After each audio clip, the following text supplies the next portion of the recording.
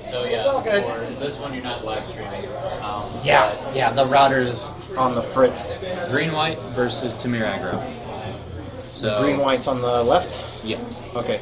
And Temur Aggro, Temur is Blue, red, green. okay. Alright, cool. Thanks, man. Alright. Well, welcome to the fourth and final round in Friday Night Magic here at Blockhouse Games in Mansfield, Texas. In case you didn't overhear, we have a green-white aggro versus a Temur aggro on the right. So we'll see how well both players do. I'll be flying solo as our other caster had to leave a little bit early. So, pardon my ignorance. So we see these guys hurry up and get in the play. I think initially the green-white deck's going to have a little bit of power and will probably set the tempo of the game at the very beginning. But we'll definitely see how both these decks square off. I just think the three colors is going to need to take a little bit more time and effort to get its mana stabilized, while the green-white won't. It'll probably spend that time hitting the ground running. There's a mighty 8.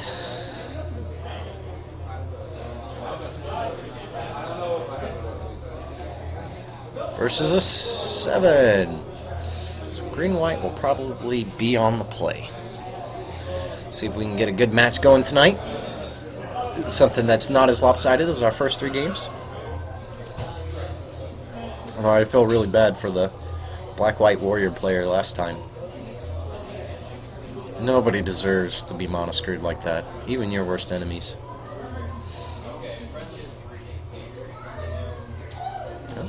Looks like the Temur player is taking a mulligan. Looks like the green-white player is very happy. Starts with Mono Twink.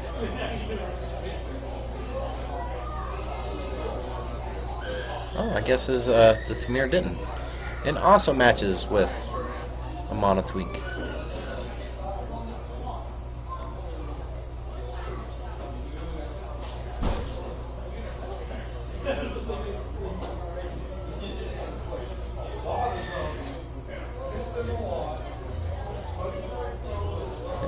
Both of them just building up their mana bases. We have a 5 mana play on turn 3 for our other player. As the Temur player starts putting down some aggression. Yeah, he's got the mana for it. He's tapping that for blue.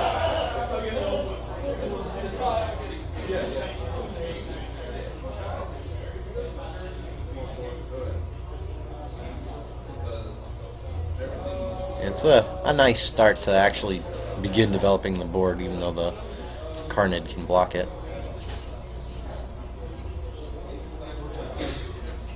The key thing here is he's got all 3 colors accessible to him. He is not locked out of anything. And green-white draws.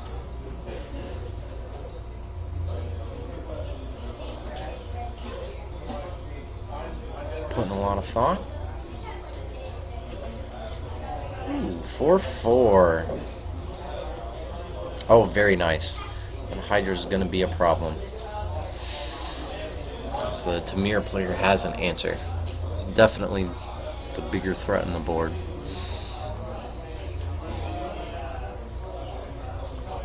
Temur's got 4 mana available. Taps out. For a Planeswalker. Ooh.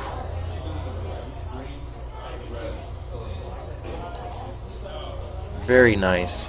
Interesting play to drop the Planeswalker this much of a board. Oh, he had removal. Okay. Okay. That explains it. Because his opponent's board was kind of built up when he dropped that Planeswalker. So he drops 16. Takes a draw. It's 16-20.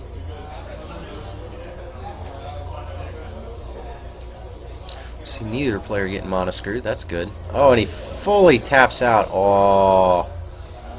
Oh, that's big. Or at least big enough right now.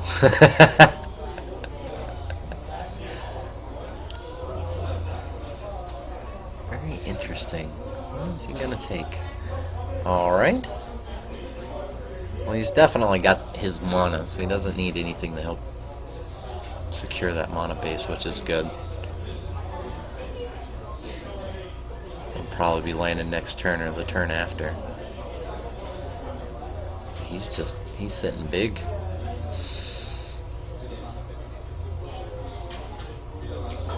Boom, boom.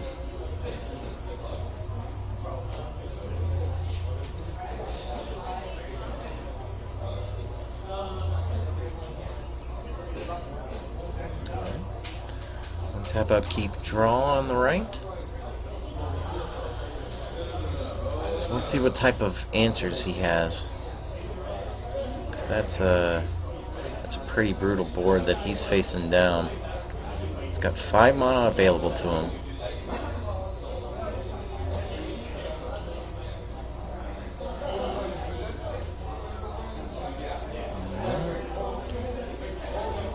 Some options.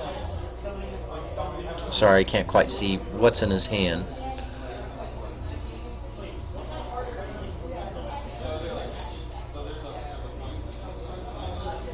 He's definitely putting a lot of thought.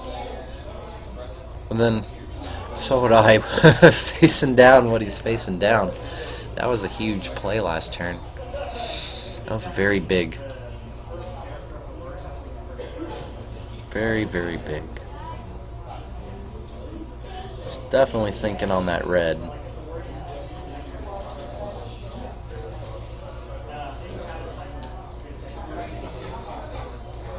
Boom.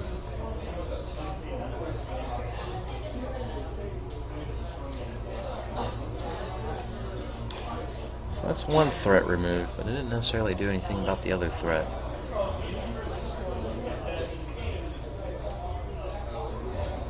Still got 2 mana available.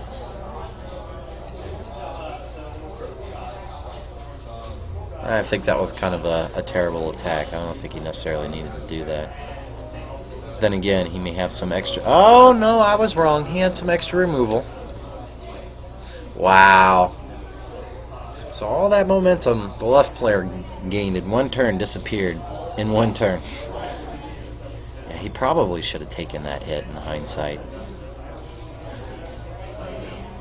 He has plenty of mana.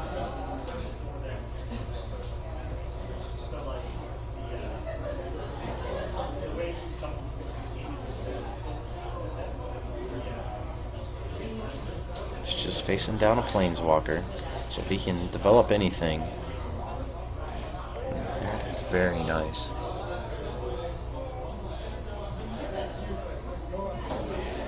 I would swing with the Twink probably, unless you need that mana for some type of boost. I mean, it would force him to either block with his Twink, or you're gonna at least peg the Planeswalker. Either way, something advantageous to you.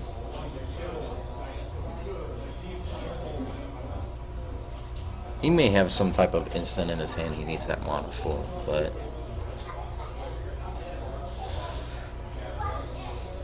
I don't know. I would have probably hammered that Planeswalker.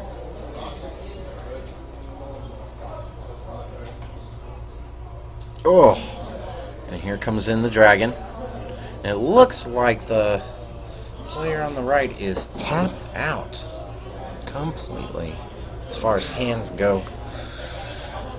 Pretty not so great position to be in, but the green-white player is about to enter top deck mode. He is now, both players officially in top deck mode.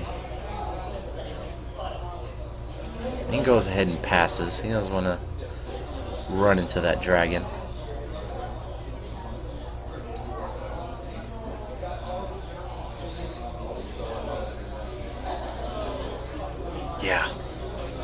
Yeah, see, that Planeswalker got the pop. He totally should have swung the Monotwink earlier turn.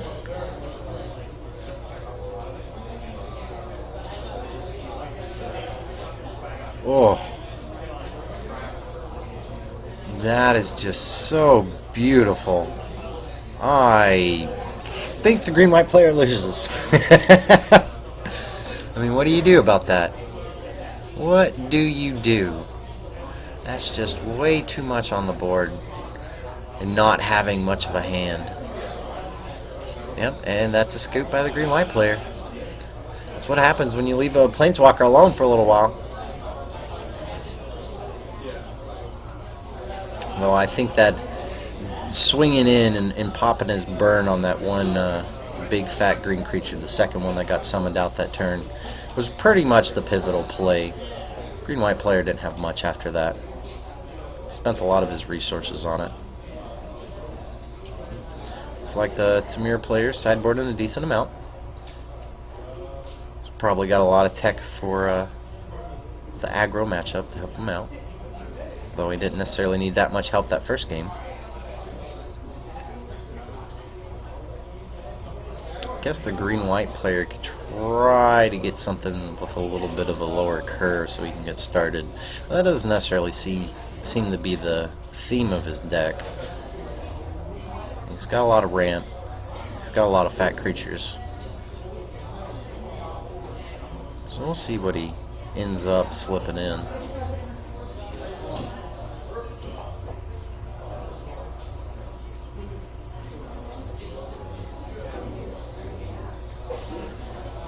He's definitely going to need something, because he's a game back. Will we see another sweep, or will we see our first 2-1? We'll find out here shortly enough.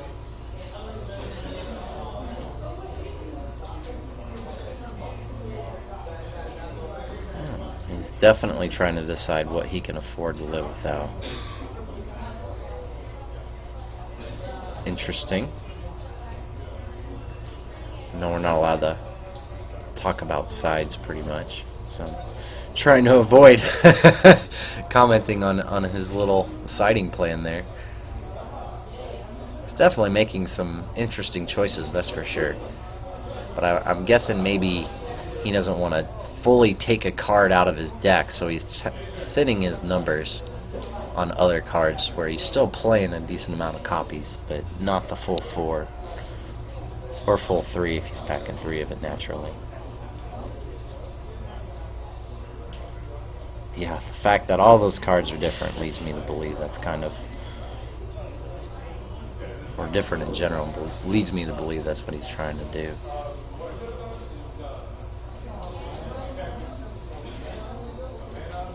Wonder if he's not happy with this type of matchup either,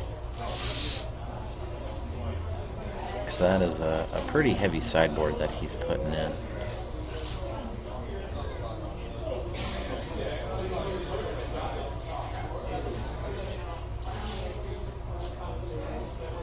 Alright. These Masters of Magic will end up shuffling. This is a 3-0 table, so one player will move on undefeated, while the other one will get the 3-1 booby prize. So there is something on the line. And this will be our final match of the evening as well. Since it's a Friday Night Magic, we won't have a top cut or anything like that.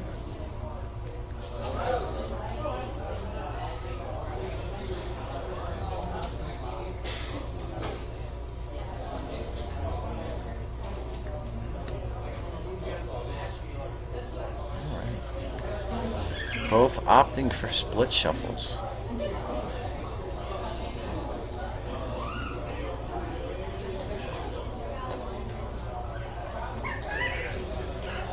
Did he come a card short, or did he screw up his pattern in that?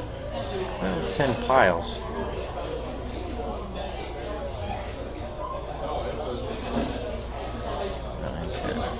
Two, three, four, 5, 6, 7, 8, 9, 20. 1, 2, 3, 4, 5, 6, 7, 8, 9, 30. 1, 2, 3, 4, 5, 6, 7, 8, 9, 40. 1, 2, 3, 4, 5, 6, 7, 8, 9, 50. 1, 2, 3, 4, 5, 6, 7, 8, 9, 60. Yeah, he must have just screwed up his pattern the first time around.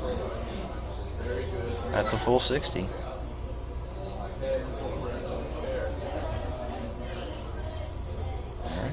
Green-white will be on the play for sure. Only controller's decks like to be on the draw. And even then.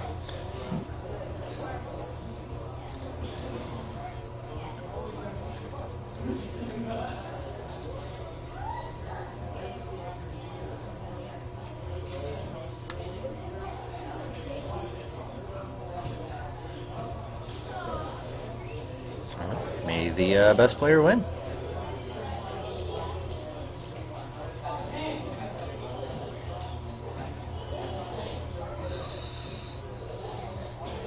Alright. See a few lands there. Green and white's definitely keeping. Keeps the Carnet on top of his deck. Pretty good call if he doesn't tap next turn. Or have a land tapped next turn. There we go. Play the Carnet. Or not. Well, I guess that can be a pretty smart move. I mean, he's establishing a board presence, and he's got to do something about that lion. And he plays it strong. Doesn't try to morph. Should match the Fleece Mane for the moment. Oof.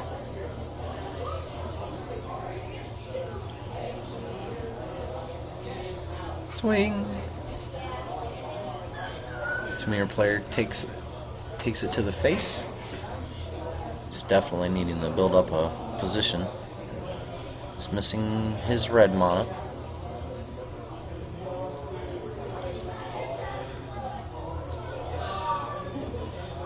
Ooh.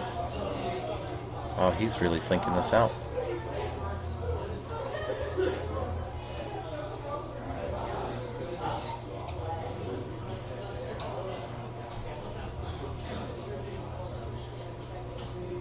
Okay, he's instigating. Probably digging for that red if he doesn't have it yet, because he hasn't dropped his land for the turn. He's got no red development whatsoever.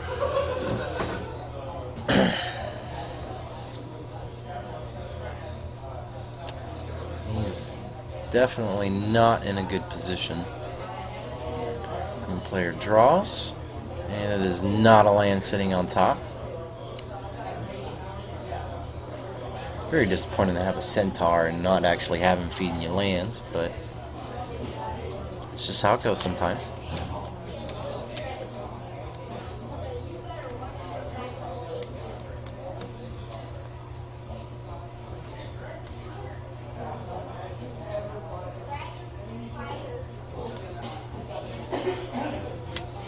I wonder if he'll drop the Sylvan now.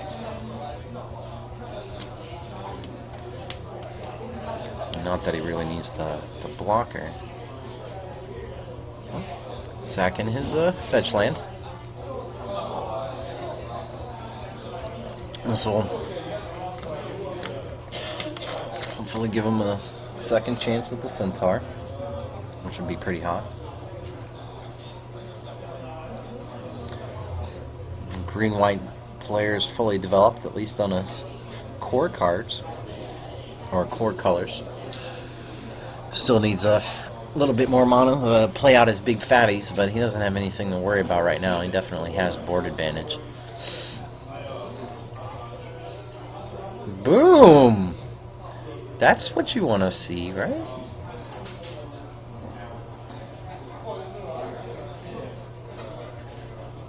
Maybe not. Maybe not. Spend some thought.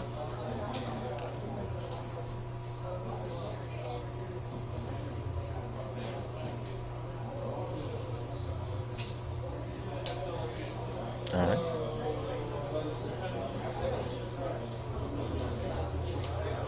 Swings with the line again to the face. Not much the Temur player can do about it. Yeah, if he doesn't get a land drop this turn, this is probably game.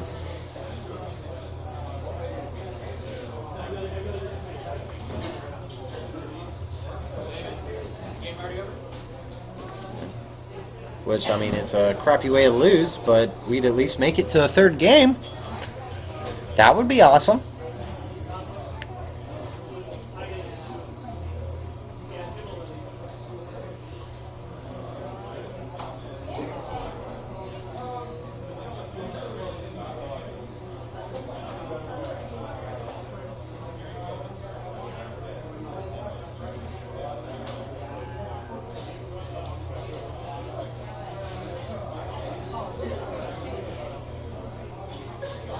Some counterplay going on there.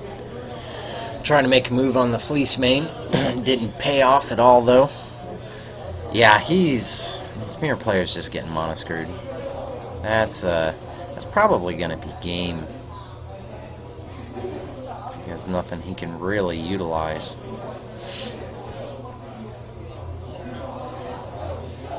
And I think he's got enough for the monstrous if he wanted to do that. Or he could play from hand. But honestly, I don't think he would. He has to do much to win this game from here on out.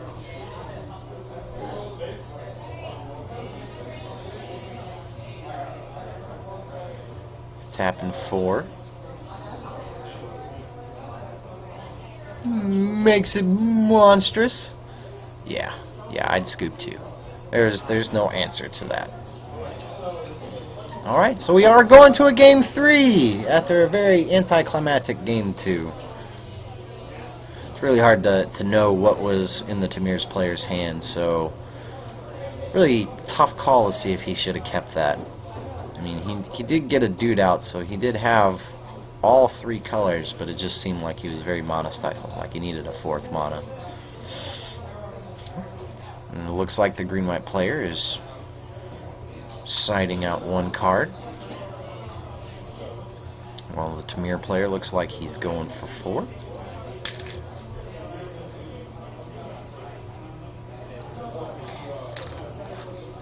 Very demoralizing game. I would hate for my deck to do that in effectively the finals match. Because somebody's definitely walking away with the bigger prize out of these two.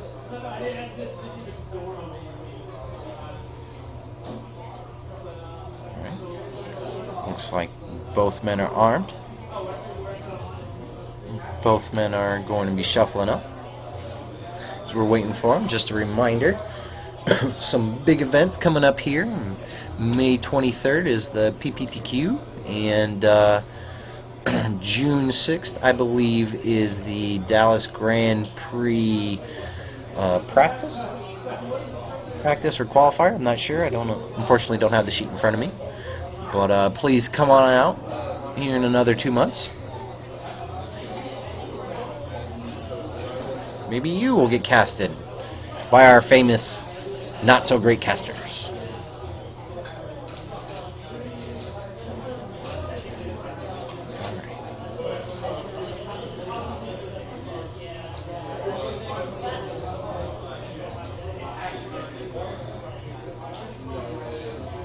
See them piling up. Hopefully the third game will be a good game and not lopsided.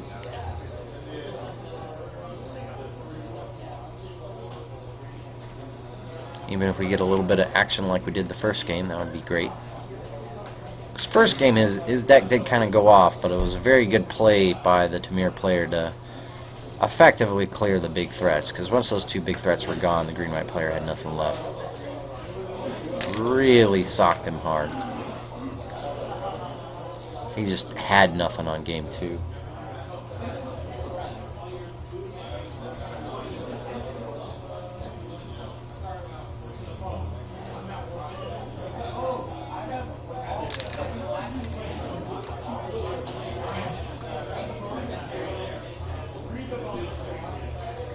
Now, the way the player on the right is shuffling his cards, you want to be very careful in shuffling in that direction. His deck's a little bit too vertical. At a bigger event where the rules are enforced a little bit stronger, you can get some rules lawyer to kind of be a dick and say that you're looking at your deck as you're shuffling. You always want to make sure that you've got at least some tilt down so that your eyes don't see the bottom of the cards. It's even better if you take the deck and kind of like put it away from your face as you shuffle too. Just do not give your opponent any chance to call over a judge and accuse you of cheating, even if you weren't. Like, I personally wouldn't have called the player on the right, but I definitely see some Matumbos out there that would totally call a judge over and complain that his opponent's looking at his deck while shuffling.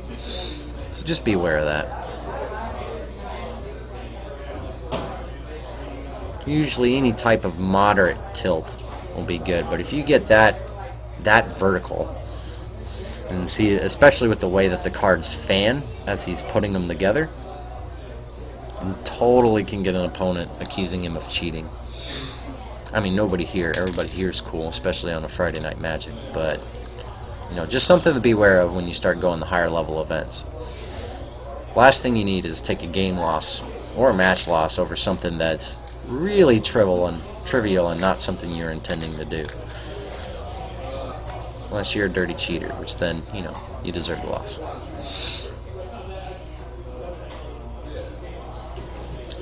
Looks like both players decided the mulligan.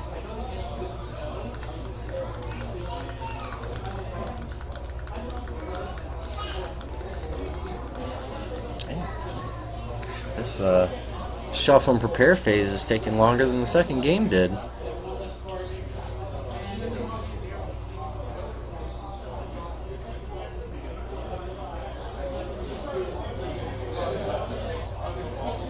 Yeah, see, that's a better shuffle on the player on the right.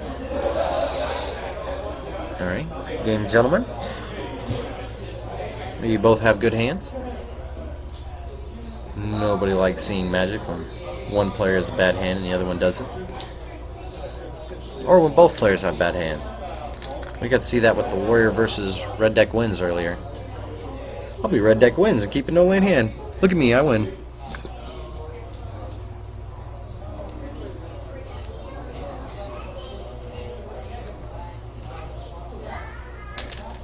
Alright, and he keeps and goes. We go with the start of the game. Scries. Doesn't like what he sees, passes it down. Oh, no, he does like it. He does like it. Alright. It looks like he's got some good mana in his hand. Some mana generation on the other hand. For Nas.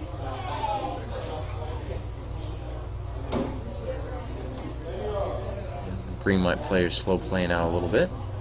There's not really much of a threat on the board at all.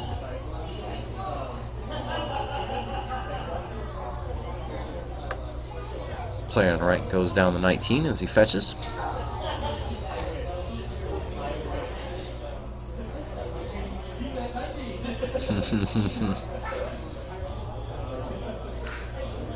He went for a green. Very interesting. I wonder if that means he's got the blue in hand. Ooh! Now that's some board development right there. Swing, swing. Drops down to 17. 17 to 19. Green white player picks up. He's gonna have to start playing something. He needs to start doing something. Scries again. Likes what he sees. And another fleece main. That's gonna be good. At least for starting to hold some of this stuff up. Temur player is definitely trying to build a more aggressive board, it looks like. Taps for 4. And gets the Planeswalker out there. I wonder if this will be like game 1, where he uses the mana off the Planeswalker to fuel the removal so that he's got a strong board presence. Maybe he won't, and just try to use the token to chump block the Fleece Mane. Very nice.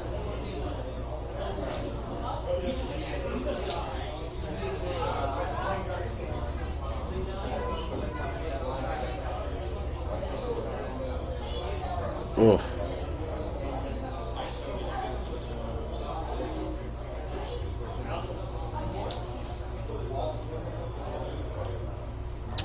He'll block, take a little bit of damage. Interesting block decision there. Just taking out the token. He is definitely facing down a scary board. Not doing anything for 2 turns while his opponent did something on turn 2 and 3 is kind of,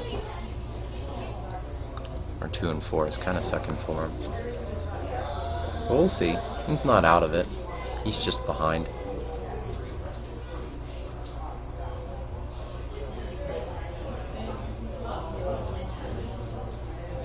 All right.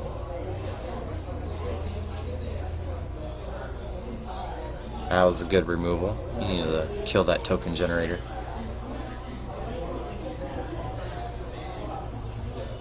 It's like they're discussing something else, but I don't necessarily know what they're hobnobbling about over there.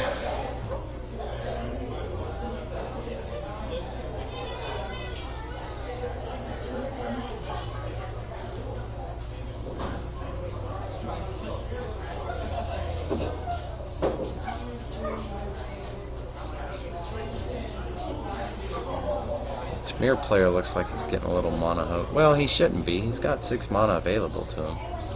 Should be able to play out anything he's got that he wants to play.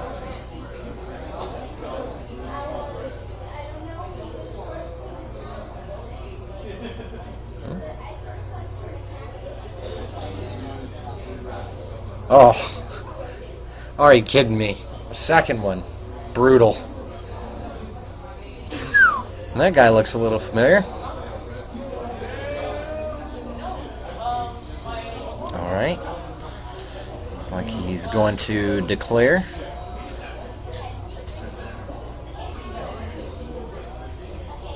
Interesting.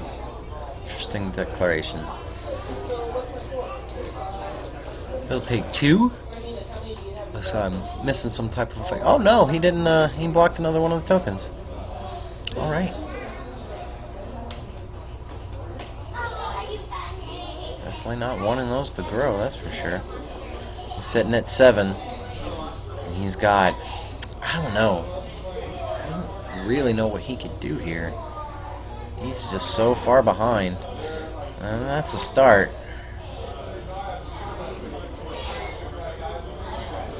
There's just too much facing him down. And there's a Planeswalker he's not dealing with. It's going to get ready to pop its ultimate here soon.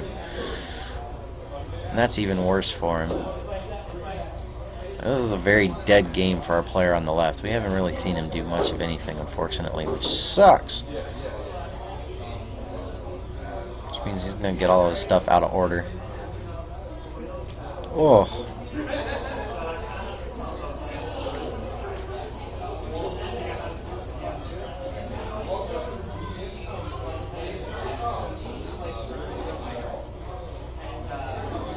Swing, swing, swing. So yeah. Has to take the trade. We'll take 2. Go down to 5. The Temur player's out of options. He's in top deck mode, but he's got such a strong board that I don't see the green-white player coming out from this unless he pops a major life gain. And that's a scoop. Nope, that was... He kind of fell behind in tempo, having the tap lands come into play, and didn't really have much of a follow-up to it. But he was looking for some type of ramp. He just never got his ramp that game. Which is very unfortunate for a game 3. You never want to lose to your deck not working. You always want to feel like you get outskilled or whatnot.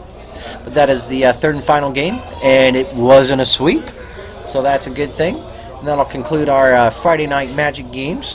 Join us next Friday as we'll have another 4 rounds, as well as some improvements to our stream.